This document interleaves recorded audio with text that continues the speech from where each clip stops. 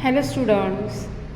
तर आत्ता शनिवारी शाळेमध्ये चौथीचा जो सराव पेपर झाला त्याची ही प्रश्नपत्रिका आहे आणि त्यामध्ये गणितामधला 64 प्रश्न क्रमांक 64 असा आहे की पुढील आकृतीतील लघुकोनांची संख्या मोजा.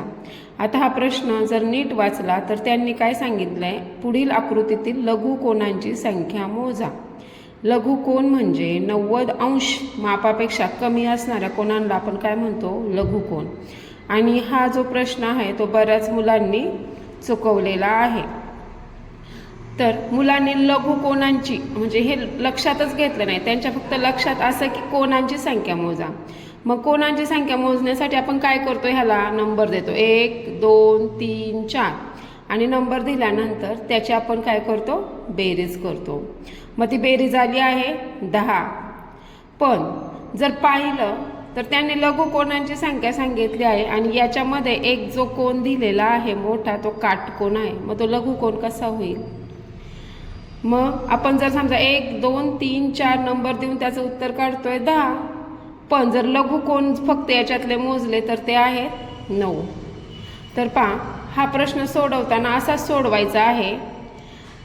1 + 2 + 3 + 4 त्याचं उत्तर आलं आहे 10. आणि हा एक मोठा काटकोन आहे, हा काटकोन आहे, हा लघुकोन नाही. मग तर 10 मधून एक काय करायचा, मायनस करायचा. हा काटकोन आहे म्हणून एक मायनस केला तर याचं उत्तर आलं 9. आणि असे पण लघुकोन मोजायला गेले तर ह्याच्यात 9च आहे. तर ह्या प्रश्नावर मी खूप विचार केलेला आहे आणि त्याच्यानंतर हे तुम्हाला उत्तर सांगितलेलं आहे.